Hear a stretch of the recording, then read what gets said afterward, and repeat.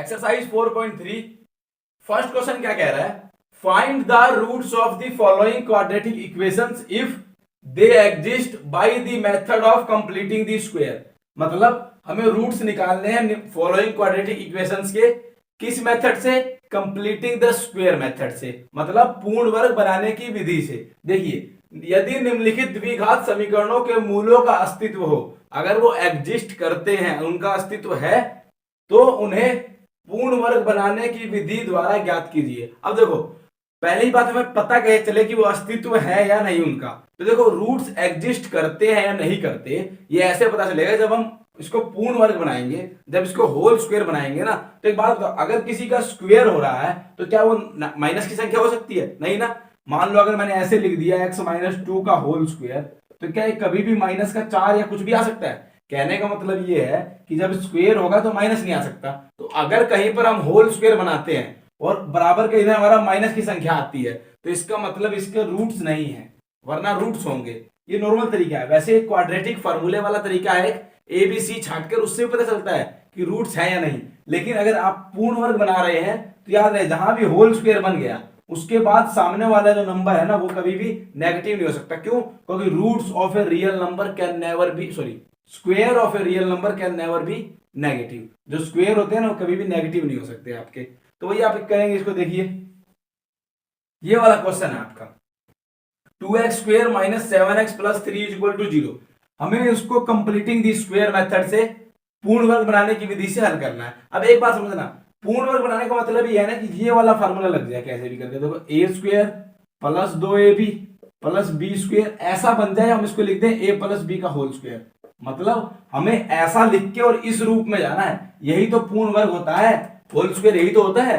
तो हमें इस फॉर्म में लिखना है इसको, ठीक। अब देखिए, एक और होता है फार्मूला, ये वाला भी, दो ही फार्मूले होते हैं ना आपके होल स्क्वायर के।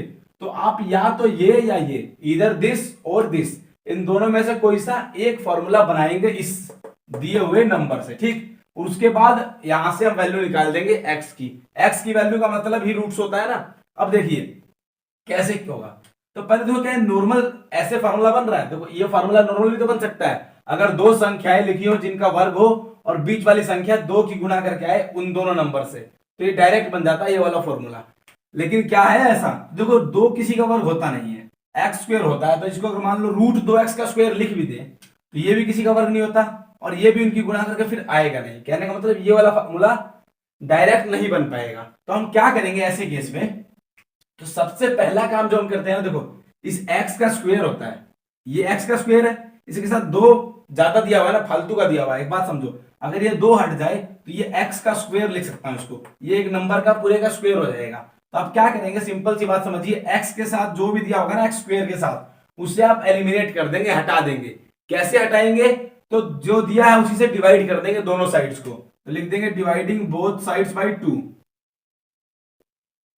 डिवाइडिंग बोथ साइड्स बाय 2, मतलब दोनों पक्षों को 2 से भाग करने पर, दोनों पक्षों को 2 से भाग देने पर। अब देखिए, जब दोनों साइड को 2 से भाग देंगे, इसको 2 से भाग देंगे तो सिर्फ x² बचेगा, इसको 2 से भाग देंगे 7/2x बचेगा, इसको 2 से भाग देंगे 3/2 बचेगा, और 0 को 2 से भाग देंगे 0 ही आएगा। उसके बाद क्या करेंगे आप, तो याद रहे, जो ये इन दोनों से ही हमारा फॉर्मूला बनाएंगे हम। ये जो संख्या है ना बिना x वाली, उसको आप उधर लेके चले जाएंगे। हर बार जब भी कंप्लीटिंग द स्क्वायर करेंगे, इस वाले नंबर को उधर लेके चले जाएंगे।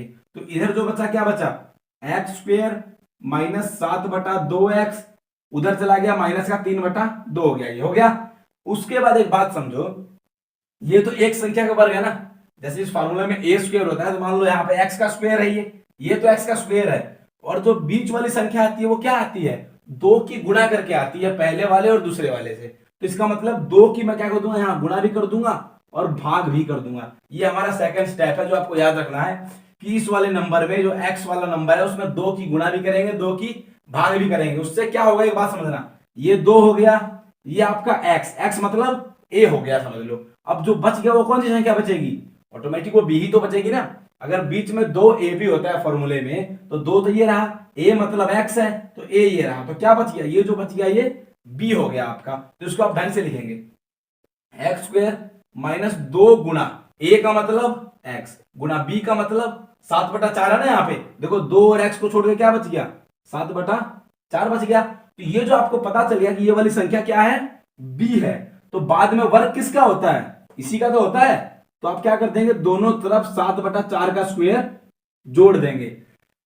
बात समझ में आई। देखो हमने क्या किया, हमने इसको x को अलग कर दिया और 2 से डिवाइड करके मल्टीप्लाई कर दिया। अब देखो यहां से क्या मिला कि 2 तो ये है ही है, ये x वाला तो आप a मानेंगे इस फार्मूले के हिसाब से, और जो बच जाएगा इसके साथ वो क्या होगा, वो b ही तो होगा, क्योंकि 2ab की गुणा होती है। तो इसका मतलब इनके अलावा जो ये है इसी का तो वर्ग होता है यहाँ पर। तो इसका मतलब ये जो 7/4 बचा है इधर, मतलब जो इधर 7/4 है इसी का तो स्क्वायर होगा, तो होल स्क्वायर का फॉर्मूला बन पाएगा। तो आप क्या करेंगे, इसी का स्क्वायर दोनों तरफ जोड़ देंगे। तो एडिंग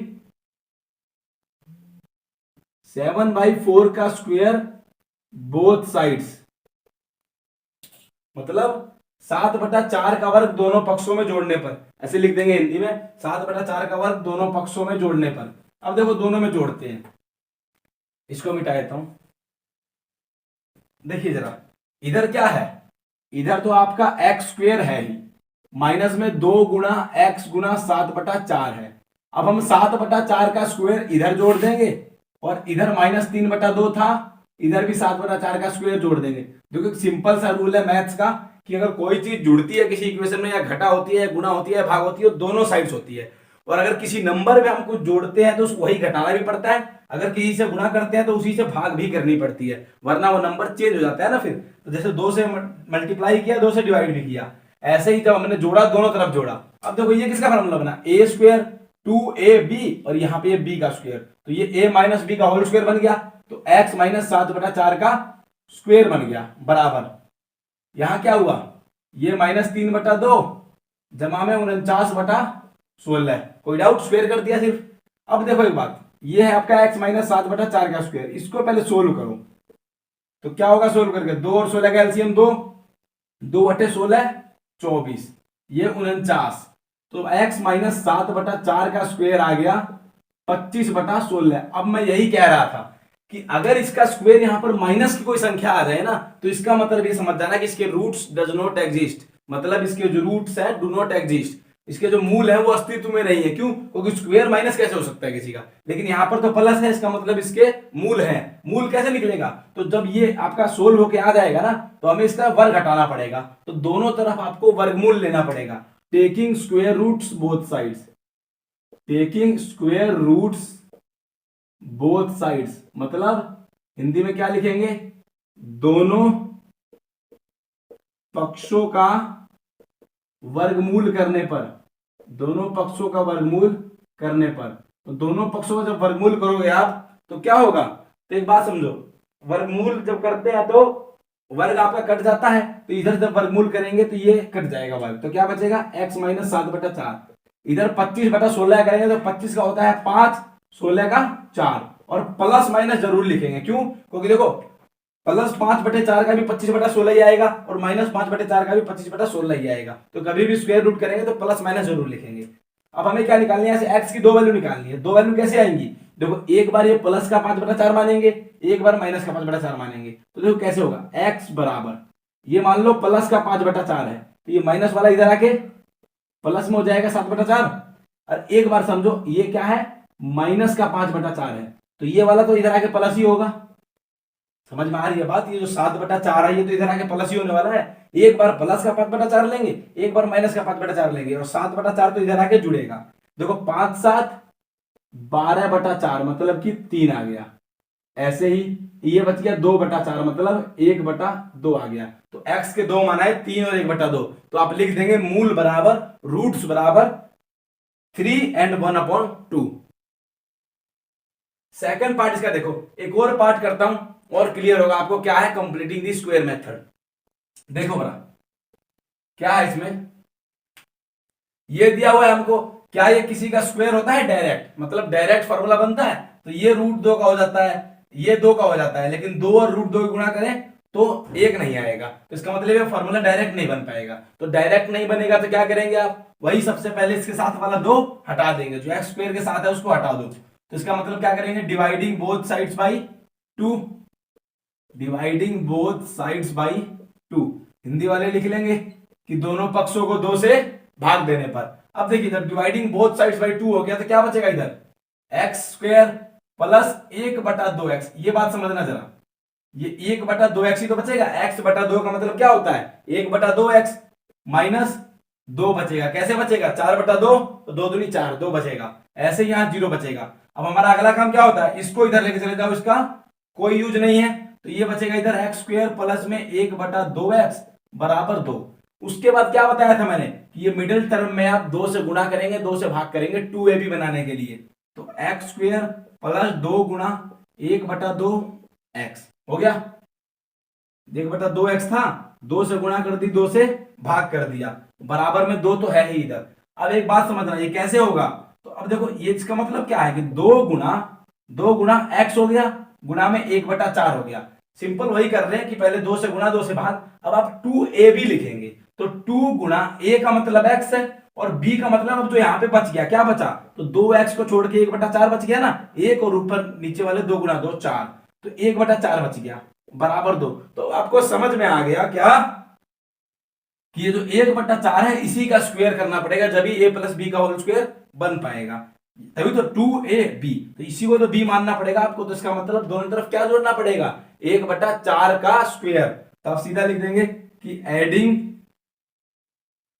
1/4 स्क्वायर बोथ साइड्स, मतलब दोनों पक्षों में ये जोड़ने पर 1/4 का वर्ग। तो जोड़ो जरा, एक्स स्क्वायर प्लस में 2 गुणा x गुणा 1/4 था, जोड़ देंगे क्या 1/4 का स्क्वायर, बराबर इधर भी जोड़ेंगे फिर वही चीज, 2 जमा में 1/4 का स्क्वायर। अब देखिए जरा, ये एक्स स्क्वायर 2ab और b का स्क्वायर मतलब x प्लस 1/4 का स्क्वायर बन गया ये, बराबर इधर जोड़ेंगे तो 2 जमा 1/16 है, ये 16 दूनी 32 से 33/16 आ गया। तो क्या आया, x जमा 1/4 का स्क्वायर आया आपका 33/16। फिर प्लस आया मतलब इसके रूट्स हैं, अगर यहां पर कोई नंबर माइनस किया जाए तो उसके रूट्स नहीं होते हैं। तो अब कैसे निकालेंगे, तो दोनों तरफ स्क्वायर रूट कर देंगे, taking square roots both sides. दोनों तरफ करना पड़ेगा जो करते हैं हम इक्वेशन में, एक तरफ करेंगे तो फिर इक्वेशन चेंज हो जाएगी। अच्छा क्या होगा, ये x जमा 1/4, देखो स्क्वायर रूट करेंगे ना तो स्क्वायर रूट से वर्ग कट जाता है, इधर जब इसका निकालेंगे आपका क्या होगा, देखो 33 का रूट निकलता नहीं है, तो ये रूट 33 बचता है, बटे में 16 का रूट होता है 4, और प्लस माइनस लगा देंगे। सिंपल है, 33 का रूट नहीं होगा तो रूट 33, 16 का रूट होता है क्या 16, सो 4। अब देखिए यहां से क्या करेंगे, वैसे निकालेंगे वैल्यू, एक बार प्लस वाला मानेंगे इसको, एक बार माइनस वाला, तो x बराबर, एक बार समझो कि ये रूट 33/4 प्लस का है, तो ये इधर आके 1/4 घटेगा। देखो ये वाला तो हर बार घटेगा इधर आके, क्यों, क्योंकि इधर प्लस का है, लेकिन इसको एक बार प्लस मानेंगे, एक बार माइनस मानेंगे। अब की बार मानते हैं माइनस का रूट 33/4, तो माइनस 1/4, तो सिंपल सी बात है, तो रूट 33 माइनस 1/4 आ गया ना, बटे वाला एक जैसा है तो ऊपर वाला घट जाएगा। ऐसे ये क्या आया, तो माइनस का रूट 33 माइनस का 1/4। अब यहां चाहो तो आप माइनस कॉमन ले सकते हो, तो रूट्स क्या होंगे आपके, रूट्स मूल, तो आपके मूल होंगे एक तो रूट 33 माइनस 1/4, और एक माइनस कॉमन ले लेंगे अगर बाहर, तो क्या बचेगा, रूट 33 प्लस 1/4। ऐसे माइनस बाहर कॉमन भी ले सकते हो आप चाहो तो रूट 33 प्लस 1/4 बच जाएगा आपका। तो देखो कंप्लीटिंग द स्क्वायर मेथड यही है, आपको क्या करना है, सिंपल। सबसे देखो एक बार रिपीट कर देता हूं दोबारा से, जो मेन काम हमें करने हैं वो क्या करने हैं, सबसे पहले तो एक्स स्क्वायर के साथ जो लिखा हुआ है उसको डिवाइड कर देना है उसी से, ताकि ये हट जाए, मतलब 2 लिखा है 2 से, 4 लिखा है 4 से डिवाइड कर दो। उसके बाद हमें क्या करना है, इस वाली टर्म को जो बिना एक्स वाली है उधर ले चले जाना है, क्यों, इसका कोई भी काम नहीं है। उसके बाद हम क्या करेंगे, जो बीच वाली टर्म बची है हमारी जो एक्स वाली थी, वो आप 2 से मल्टीप्लाई करेंगे, 2 से डिवाइड करेंगे, ताकि 2ab के रूप में लिख सकूं। तो जब 2ab लिखना है आपको, तो a वाला मतलब x वाला ऐसे लिख देंगे, और जो बच जाएगा उसको बाद में लिख देंगे। तो अब ये जो बचेगा ना, इसी का स्क्वायर दोनों तरफ जोड़ना पड़ता है, क्यों, क्योंकि यही तो हमारी b होती है फार्मूले के हिसाब से, 2ab, तो फार्मूले के हिसाब से यही b है, तो इसी को आपको जोड़ना पड़ता है दोनों तरफ। तो दोनों तरफ ये जोड़ेंगे तो होल स्क्वायर बन जाएगा, होल स्क्वायर करेंगे, उसका स्क्वायर रूट करेंगे तो x की वैल्यू आ जाएगी। बस सिंपल यही है, कंप्लीटिंग द स्क्वायर, यहां पर स्क्वायर बना के सोल्व करना है। थर्ड पार्ट, इसमें क्या होगा जरा देखो, इसमें ना सीधा आपका फॉर्मूला बन जाएगा। मैंने कहा था अगर आप फार्मूला बना सकते हो डायरेक्ट तो जरूरत ही नहीं, हमें आराम से होल स्क्वायर का फार्मूला लिख देंगे। लेकिन देखिए कैसे, तो देखो ये 2x का स्क्वायर होता है, कोई डाउट है इसमें? ये 2x का स्क्वायर होता है ना, ये 3 किसका स्क्वायर होगा? तो √3 का स्क्वायर लिख सकते हैं इसको। अब देखो 2 गुना √3 तो 4√3 भी आता है, मतलब ये इसका स्क्वायर, ये इसका स्क्वायर, बीच वाला 2 की गुणा करके आ रहा है इन दोनों से। तो इसमें डायरेक्ट लगा देंगे हम a + b का होल स्क्वायर वाला। कैसे? तो बस जैसे एक्सपेंड करके लिखते हैं ना हम, वैसे ही लिख देंगे, मतलब शो कर देंगे उस फॉर्म में। इसको लिख देंगे 2x का स्क्वायर, इसको बाद में लिखेंगे, पर इसको समझो, √3 का स्क्वायर होगा ये √3 का, ये 2x का, बीच वाला कैसे आएगा? 2 गुणा 2x गुणा √3, यही तो आएगा। समझ में आई बात? ये 2x का स्क्वायर हो जाएगा, ये √3 का स्क्वायर, और बीच वाला 2 गुणा a गुणा b करके आ रहा है, 2 दूनी 4√3x। तो मतलब ये डायरेक्ट किसका फार्मूला बन गया? आपका ये फार्मूला 2x जमा √3 का होल स्क्वायर, इसका ये तो फार्मूला बन गया है, बराबर में 0 है। अब आप क्या करेंगे? दोनों तरफ वर्गमूल कर देंगे। दोनों तरफ वर्गमूल करने का मतलब taking square roots both sides, taking square roots both sides, दोनों तरफ वर्गमूल करने पर, तो दोनों तरफ वर्गमूल करने पर आपको क्या मिलेगा? इधर बचेगा 2x जमा √3 बराबर 0। जब यहां से x की वैल्यू निकालोगे तो पहले तो √3 उधर जाएगा और x बराबर -√3/2 आएगा। ये आ गई। अब एक बात समझना है, यहां पर कंफ्यूज नहीं होना है कि ये x की वैल्यू तो -3 आ गई, आपने प्लस बताई थी। तो मैंने क्या कहा कि हमेशा जो स्क्वायर होगा ना वो कभी माइनस नहीं आ सकता है। देखो मूल तो आ सकता है, अगर आप स्क्वायर रूट निकाल रहे हो, x का मूल निकाल रहे हो ना इस क्वाड्रेटिक इक्वेशन का, तो वो माइनस आ सकता है, x की वैल्यू माइनस आ सकती है, लेकिन जो होल स्क्वायर होगा ना वो कभी भी किसी रियल नंबर का, किसी वास्तविक संख्या का नेगेटिव नहीं हो सकता है, हमेशा प्लस होता है। तो वो ये प्लस होना चाहिए। अगर यहां नेगेटिव आ जाए तो रूट्स है ही नहीं, रूट्स तो इसके नेगेटिव आ सकते हैं लेकिन ये नेगेटिव नहीं आ सकता होल स्क्वायर जो होता है। ये अब देखो एक ही रूट है ना, और दूसरा कैसे निकालेंगे? तो हमारे पास दो कंडीशन भी नहीं है, जैसे हर बार दो कंडीशन होती है ना, ये प्लस माइनस, ये देखो जरा, जीरो को प्लस माइनस लिखते नहीं है, इसीलिए क्या करेंगे, इसी को दूसरा मान लेंगे। कहने का मतलब समझो, अगर इसको मैं +-0 लिख भी दूं तो एक बार +0 में इधर आके घटेगा, एक बार -0 में इधर आके घटेगा, कुछ फर्क पड़ेगा नहीं। तो याद रखना, जब भी इधर 0 बच जाए ना तो जो आंसर आएगा आपका x का वही दूसरे वाला भी रूट्स होगा। तो रूट्स क्या होंगे इसके? तो इसके जो मूल होंगे, वो होंगे -√3/2 और -√3/2, दोनों यही वाले मूल होंगे सेम। दो समान मूल भी हो सकते हैं, दो अलग अलग भी हो सकते हैं, और मूल नहीं भी हो सकते हैं। इसका जब चौथा पार्ट आप करोगे तो उसमें जो ये होल स्क्वायर बनाओगे ना, तब तो यहाँ पर माइनस की वैल्यू आ जाएगी। तो यहाँ पर माइनस की वैल्यू आते आप लिख देंगे कि the square of a real number can never be negative. वास्तविक संख्या का वर्ग कभी नकारात्मक नहीं हो सकता, इसलिए इसके मूल अस्तित्व में नहीं है। Its roots do not exist. बस ये लाइन लिख देंगे वहां पे सोल्व नहीं करना आपको फोर्थ पार्ट में। Question 2, find the roots of the quadratic equation given in question 1 above by applying the quadratic formula. मतलब क्वेश्चन 1 में जो दिए हुए ना इक्वेशन, उनको हमें रूट्स निकालने हैं, इस बार क्वाड्रेटिक फार्मूले का यूज करके, द्विघात सूत्र का प्रयोग करके हमें क्वेश्चन 1 में दिए गए द्विघात समीकरण के मूल ज्ञात करने हैं। अब देखिए द्विघात सूत्र क्या होता है, तो उससे पहले आप ये समझिए कि जो द्विघात समीकरण होती है, जो क्वाड्रेटिक इक्वेशन होती है, वो किस फॉर्म में होती है? तो इस फॉर्म में होती है ना, ax² + bx + c बराबर 0। यही तो है उसकी स्टैंडर्ड फॉर्म। x² के साथ वाले को a मानते हैं, x के साथ वाले को b, और बिना चर वाले, बिना वेरिएबल को आप c मानते हैं। अब देखिए उससे पहले ना हम निकालें इसके रूट्स, हमें ये पहले चेक करना पड़ता है कि इनके जो रूट्स हैं वो एग्जिस्टेंस में है भी या नहीं, मतलब इनके रूट्स एग्जिस्ट करते हैं या नहीं करते, मतलब इनके मूल अस्तित्व में है या नहीं है। और देखो मूल है तो मूल दो तरह के होते हैं, दोनों बराबर भी हो सकते हैं और दोनों अलग अलग भी हो सकते हैं। तो हमें पहले ये चेक करना पड़ता है। कैसे चेक करेंगे?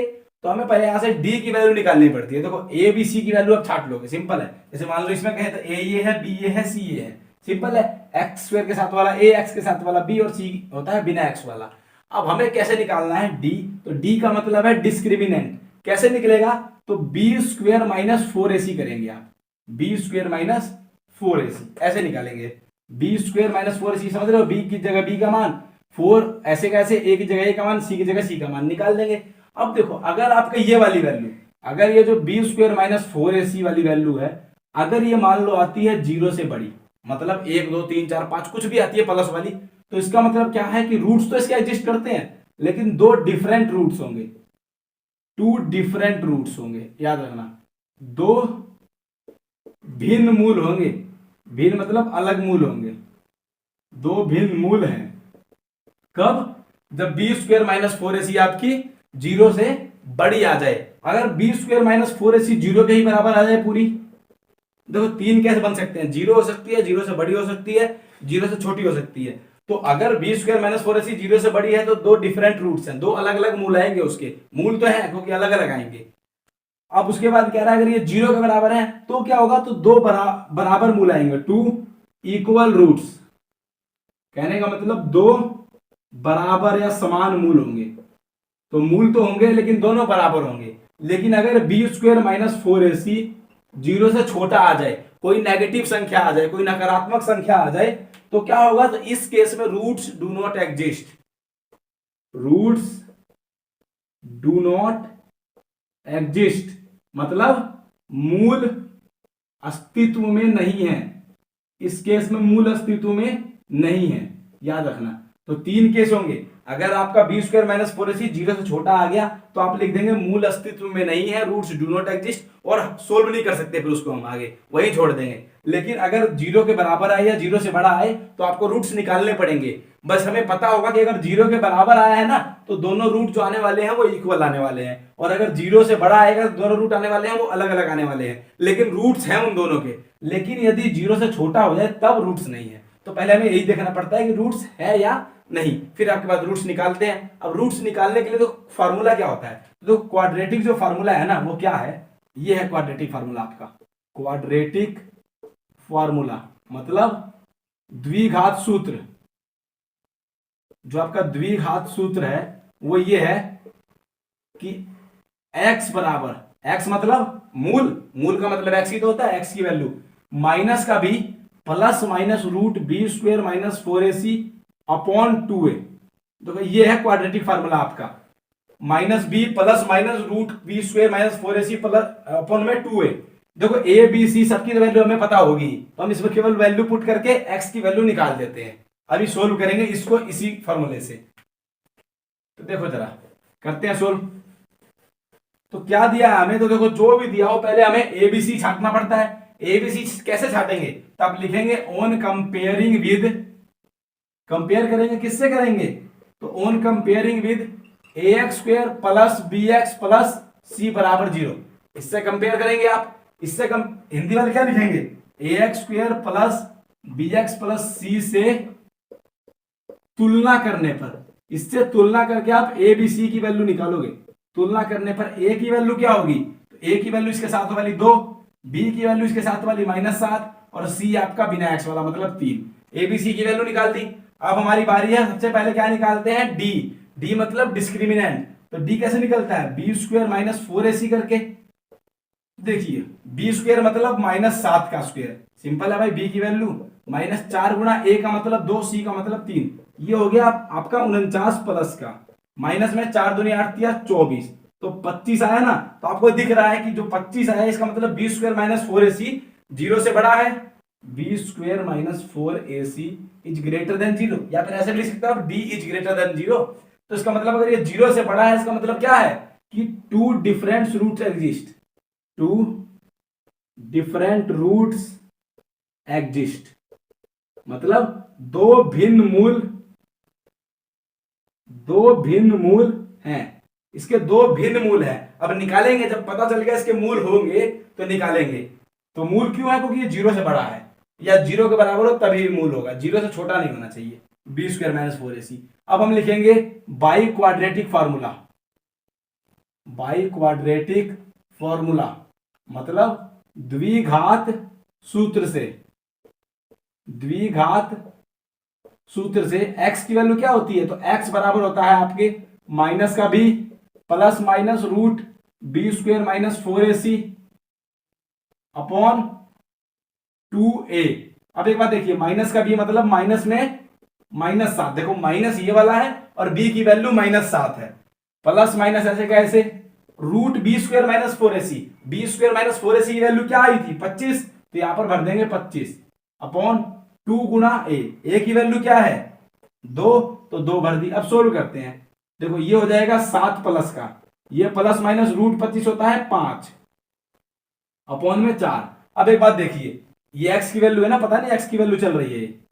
अब देखिए क्या करेंगे, एक बार प्लस करेंगे ऊपर, एक बार माइनस करेंगे, बटे में वही रहेगा। इस प्लस माइनस का मतलब एक बार प्लस एक बार माइनस। तो देखो x की दो वैल्यू क्या आएंगी, एक बार तो 7 में 5 जुड़ के बटे में 4 होगा, और एक बार 7 में 5 घट के बटे में 4 होगा। तो सिंपल सी बात है, ये 12/4 हुआ और ये 2/4 हुआ। आप इसको काटोगे, ये 3, ये 1/2, तो x बराबर 3 और 1/2 आ गया। अब एक बात सोचो, जब हमने उस मेथड से किया था तभी भी तो यही आंसर आया था ना, क्योंकि देखो मेथड चेंज करने से आंसर तो चेंज होगा, रूट्स तो वही है, मेथड कोई भी अप्लाई कर लो। तो ये आप लास्ट में लिख देंगे क्या, ऐसे ही जैसे लिखते हैं कि रूट्स बराबर मूल बराबर 3 और 1/2। तो यही है आपका क्वाड्रेटिक फार्मूला। आपको एबीसी छाटना है, b² - 4ac चेक करना है कि रूट्स है या नहीं। रूट्स है तो ये फार्मूला लगा के आपको निकाल देने हैं roots.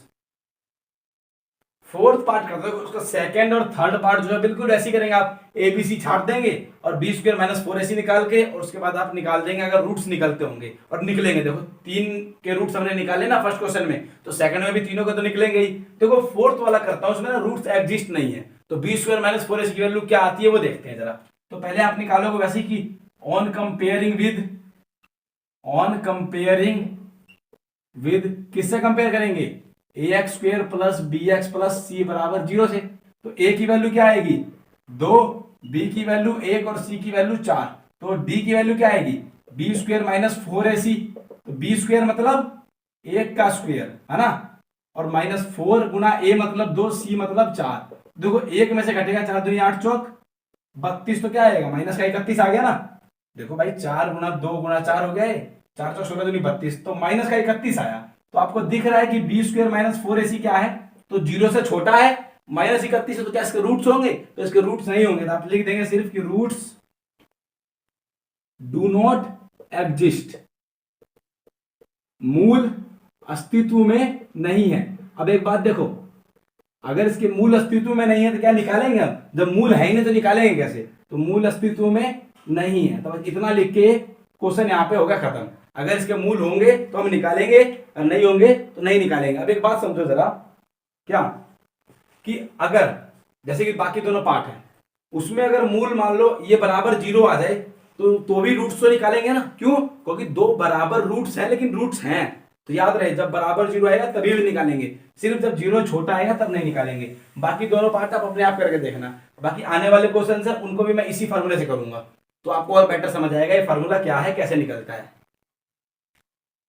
Third question, find the roots of the following equations. निम्नलिखित समीकरणों के मूल ज्ञात कीजिए। वैसे ही करने हैं, दो पार्ट हैं, मैं सेकंड पार्ट करता हूं, ये समझ लो। फर्स्ट पार्ट इससे भी इजी आराम से हो जाएगा। देखो क्या करना है, रूट्स निकालने से पहले एक बात समझो, रूट्स किसके निकलते हैं, जिसका स्क्वायर होता है। मतलब कहने का मतलब, अगर आपसे कहूं कि 2 का रूट निकालो, तो इसका रूट थोड़ा निकलता है, वैसे ही निकालने को तो रूट तो कर दोगे, लेकिन हम रूट जब निकालते हैं जब इक्वेशन क्वाड्रेटिक हो, मतलब द्विघात वाली समीकरण हो, इसका रूट कैसे निकल सकता है जरा ये बताओ। तो इसीलिए आप इसको क्या बनाएंगे, सबसे पहले क्वाड्रेटिक इक्वेशन बनाएंगे, द्विघात समीकरण बनाएंगे। इसको पहले कैसे बनाएंगे, तो नॉर्मल जैसे सोल्व करते हैं, ये एलसीएम लेके सोल्व करेंगे और क्रॉस मल्टीप्लाई कर देंगे। देखो एलसीएम कैसे लेंगे, तो सिंपल सी बात है, इन दोनों का एलसीएम मतलब इन दोनों की गुणा हो जाएगी, x जमा 4 इंटू में x माइनस 7। एलसीएम ऐसे लेते हैं ना। देखो ये दोनों किसी एक नंबर से भाग नहीं होंगे, मतलब किसी एक से भाग नहीं होंगे, तो क्या होगा, दोनों की गुणा हो जाएगी एलसीएम। उसके बाद क्या करते हैं, इससे डिवाइड करते हैं, इसको जैसे नॉर्मल करते हैं घटा, इसको इससे डिवाइड करते हैं। तो जब डिवाइड करेंगे, देखो x + 4 से अगर डिवाइड करते हैं तो x + 4 से x + 4 कट जाएगा, क्या बचेगा x माइनस 7, इसकी गुणा 1 से होगी, तो यही बचेगा आपका x माइनस 7। ऐसे ही बीच में माइनस। अब देखिए ऐसे ही अब इससे भाग देंगे, इसको इससे भाग देंगे, तो क्या बचेगा, x माइनस 7 से x माइनस 7 कट गया, x + 4 बचेगा, और 1 से गुणा करेंगे तो x + 4 ही बचेगा आपका, हो गया। इधर बचा 11/30। अच्छा ये क्यों दिया है पता है ना, देखो x की वैल्यू अगर -4 हो जाएगी तो ये 0 हो जाएगा, या 7 हो जाएगी तो ये 0 हो जाएगा, इसीलिए नीचे वाला 0 नहीं हो सकता, इसीलिए इसने ये दिया। बाकी इसकी कोई खास जरूरत नहीं है, मतलब ये इसीलिए दिया है कि आपको पता हो कि ये एक रैशनल नंबर है, कोई इनफाइनाइट नंबर नहीं है। अब देखिए हमें नॉर्मल इसको सोल्व करना है। अब देखो जरा क्या होगा, ऊपर का ऊपर सोल्व होता है, नीचे का नीचे सोल्व करते हैं। तो देखो ऊपर है आपका x माइनस 7 इसको ब्रैकेट को हटाओ, तो बाहर माइनस है तो अंदर वाले का सिंबल बदल जाएंगे, मतलब बाहर अगर माइनस है तो अंदर वाले का चिन्ह बदलते हैं ना, तो ये माइनस का हो जाएगा, ये भी माइनस का हो जाएगा। इसकी गुणा करेंगे तो एक्स की एक्स से करेंगे तो एक्स स्क्वायर, एक्स की 7 से करेंगे 7x, उसके बाद एक्स की इसकी 4 किससे करेंगे तो 4x, 4 किससे करेंगे माइनस का 28। एक बात समझना, यहाँ पे फॉर्मूला भी लगा सकते हैं आप चाहे तो, x प्लस ए इंटू एक्स प्लस बी वाला, वो आपकी मर्जी। 11/30। अब क्या करेंगे, ये x से x कट गया, पहले सोल्व करो इसको, ये एक्स स्क्वायर ऐसे का ऐसे, ऊपर क्या बचा, ऊपर बचा माइनस का 11 बटे में एक्स स्क्वायर नीचे बचा, यहां पर 4 में से 7 गया तो माइनस का 3x बच गया, माइनस का 28 बच गया, बराबर 11/30।